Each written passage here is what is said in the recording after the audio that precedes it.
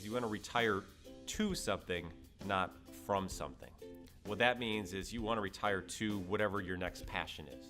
So my mom used to always tell me, maybe it was my grandmother, that you marry somebody for sickness and health, but not for breakfast, lunch, and dinner. Yeah, I guess that's the case. It is the case. I think that's a lot of situation where the couples someone has been working, both have been working, or someone has been working and someone has been at home, and they haven't really planned their life together where both are together 100% of the time. Welcome to the Financial Symmetry podcast. Each episode will cover topics from blog posts, client stories, and industry trends to keep you on top of your finances.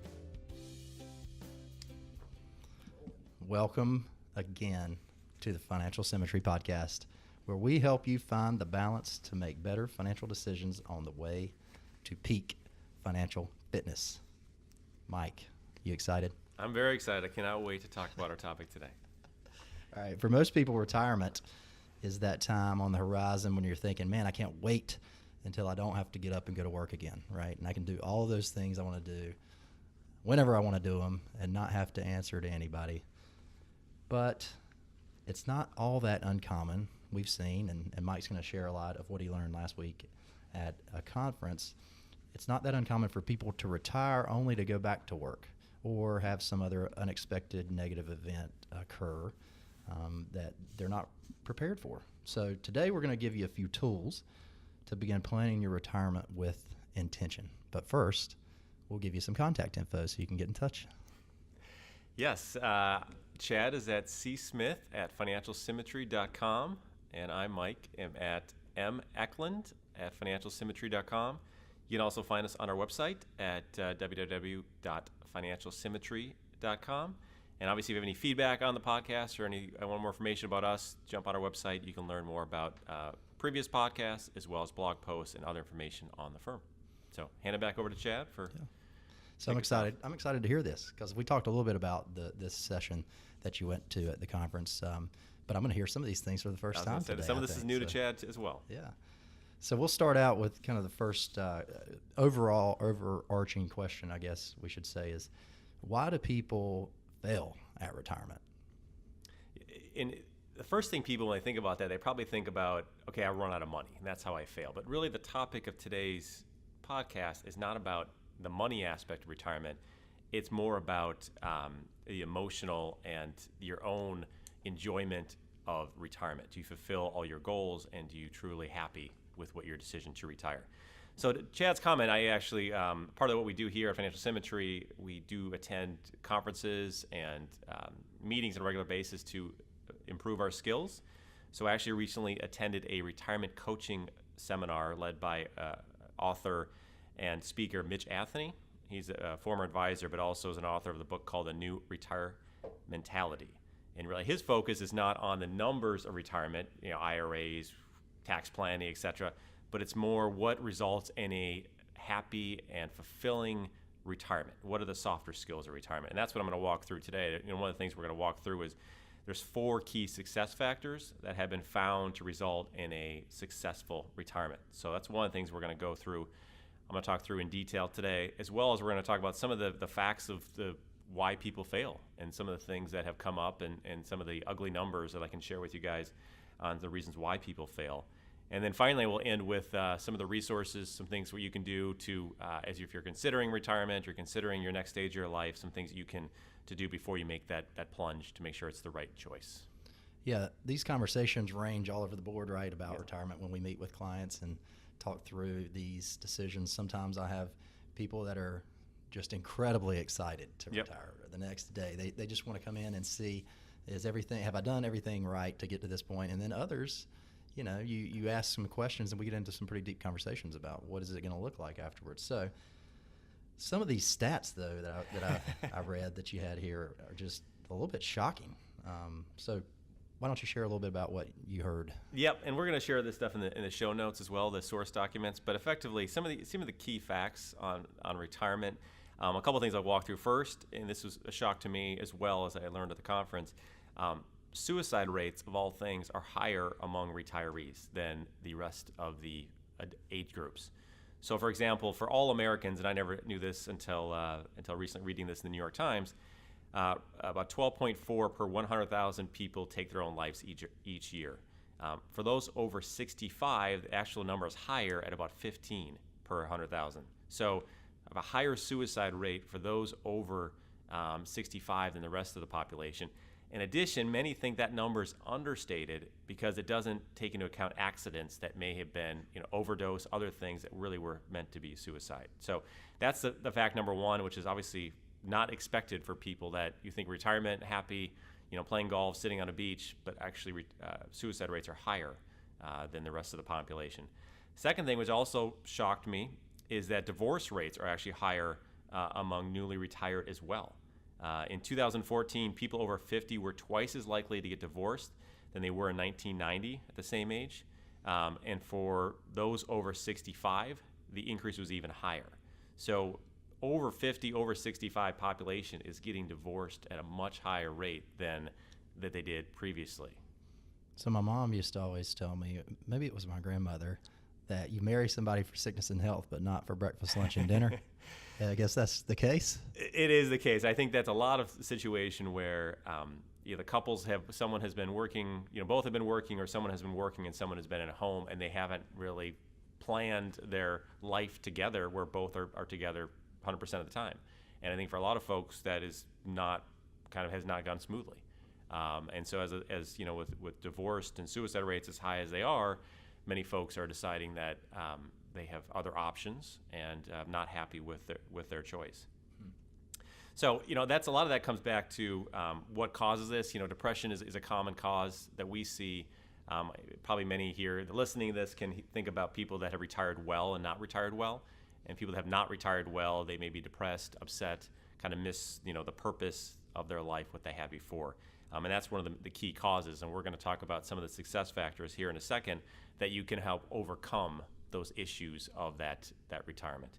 And as Chad mentioned, there is the comment that goes, until death do us part, but just not for breakfast, lunch, and dinner. And that's the result of couples now living together permanently and not just for part of the day.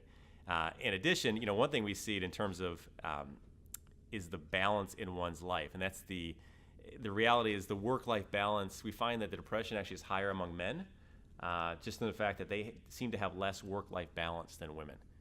And so one thing that we'll talk a little bit about is relationships. Men seem to focus, at least some men, focus a lot of their attention on their work and less on their relationships with friends and family. And it's much harder to pick those relationships back up when you retire versus maintain them during your working years. So we'll talk a little bit about that here in a second. But I think the last question I'll ask before we jump into some other things is, for people listening here, is think about people that have succeeded in retirement versus those who have failed, and what key characteristics explains the difference between the two. And think about what jumps out, and we're going to jump through some of those here in a second as well. I should have read down the notes, huh? I didn't realize you already had that. That's exactly. Chad didn't even... I stole your thunder. Exactly. I told you it was all new to Chad. It was all new to Chad. Yeah, we do prep for these shows, but sometimes, we don't read through the whole notes. It's sometimes better if we don't know. Yeah, that's true. It's more exciting.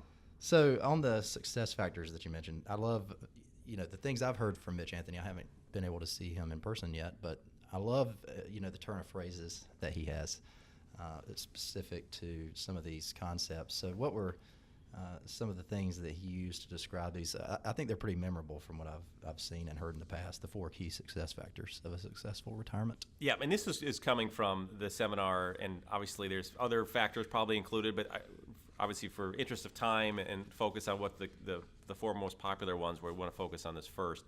But the first one, which makes a lot of sense to me, is you want to retire to something, not from something.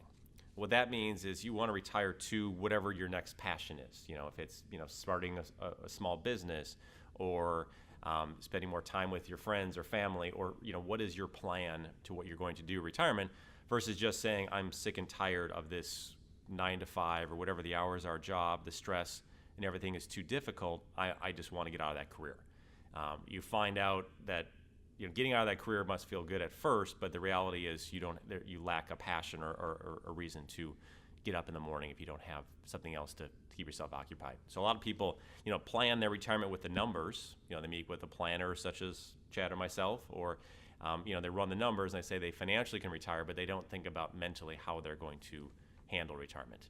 So that was a success factor number one. So make sure you're retiring to something. Know your plan of what you're going to do in retirement. The second one, which I thought was interesting, is have a perfect balance between vacation and vocation.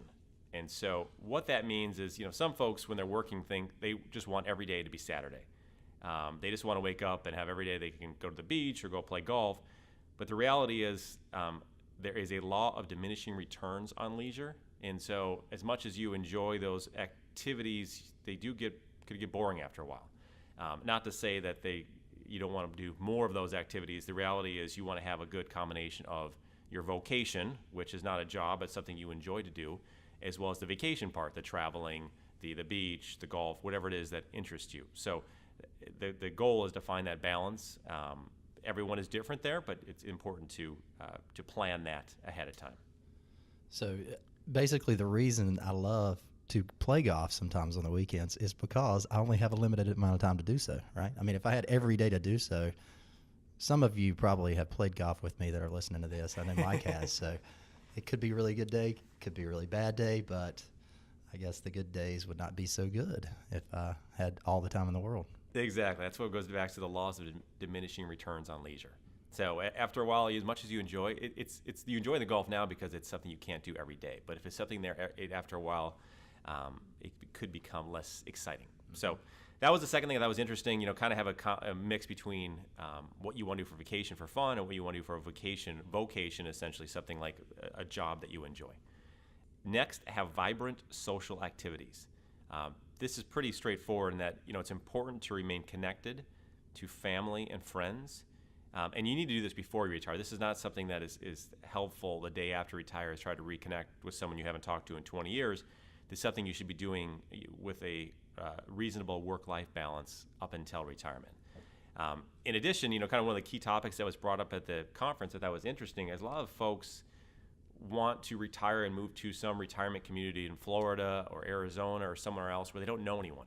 They go, 1,500 miles away from friends and family, and they're, by themselves. Yes, they may meet some new people, but it's not the people they've been connected to the last 20 or 30 years. So I guess the question for a lot of folks is it the enjoyment of those retirement communities worth the missing, the people that are truly connected to your life? I would add there, to social activities, you do have family and friends, you mentioned that. So family-wise, right, is some of the best conversations I have with older clients now that I meet with, and just older people in my life, is around my kids. Mm-hmm. They tell me they've had kids, and they say, just make sure you hug them, right, all you can, because when they grow up, you can't get that back. So, and it's one of those things that does make you sit back and reflect a little bit more, especially when you have those days where they're not listening like yes. they should. But taking advantage of those moments are the things that stick out in your memory. So yes, enjoy those moments in time. Chad has 2 kids, I have 4 kids, so we have a lot of those memories to keep in mind. The other thing I would say on that one thing that he said, which I thought was kind of funny, is you want to see your family, but keep in mind your family might not want to see you all the time. So you keep that. They may not want you to move next door. They want you to be close to help out, but they may not want to see you every day. So that's something to keep in mind. Friends, definitely important, and family close by, but don't expect to be involved 24/7 in your kids' and grandkids' lives. And it also, I think we've mentioned this, if you listen to other podcasts that we have done, one of the things that have shown to be when people near the end of their life, what are the most important things to them? Many have said that experiences and relationships are more important than money or power. And so what that goes back to is these relationships, those experiences you have with your friends and family are something to cherish and to focus on versus, an extra dollar here or there. So, and then the fourth item that was brought up, I think is a good point, is that your lifestyle that lends itself toward successful aging. So the lifestyle that lends itself toward successful aging. So what that really means is as you get older, to be healthier, it's important to be doing something versus watching TV all day. I don't know the exact stats, but there's stats that show that people that are retired watch 4 to 5 hours of TV a day versus people that are working it's, an hour or less or something like that. So obviously if you're sitting on the couch watching TV, you're not moving, and that's not healthy for you over the long term. Remain physically active, walk, do something, it doesn't have to be a hard workout, but something that keeps you moving, because that will help over the long term as well. And then finally, it's not only physically, but it's mentally too. So if you have to intellectually challenge yourself when you're retired. And it's if your brain stops working, or if you stop working your brain, it will stop working itself. So you need to be intellectually challenged. An interesting stat that I found out at the conference as well is that one of the highest levels of new businesses that are started are for people over age 65. So a lot of retirees, don't get out of the workforce, but want to still remain intellectually challenged. So they end up starting, some sort of small business to keep themselves occupied. So binge watching Netflix, that doesn't really fit in there, right? I don't see it on the list. Yeah. We probably all know some retirees that do spend a lot of time on that, but I don't see that on the list. Well, I can attest it's easy to get sucked in. Yeah, So that is true. the idea of physically active, though, I tell you, it's even as we age now, we've talked about this a little bit, it's just one of those things that you start to realize really makes a difference. Yep. Just this year, the flexibility aspect has become more important for me. Just knowing Chad that. started yoga, so he's told. I think he's mentioned that in the previous podcast. I think I talked about it. I don't know if I mentioned that I started it, but it's. I bring it up because there's mental blocks to some of this stuff. Yep. Right. You tell yourself a certain story about who you are, and then these things come up, and we're all we're not all fearful of change, but I do think there's some of those things in life when you're too fearful to take a step forward and do something different. Yep.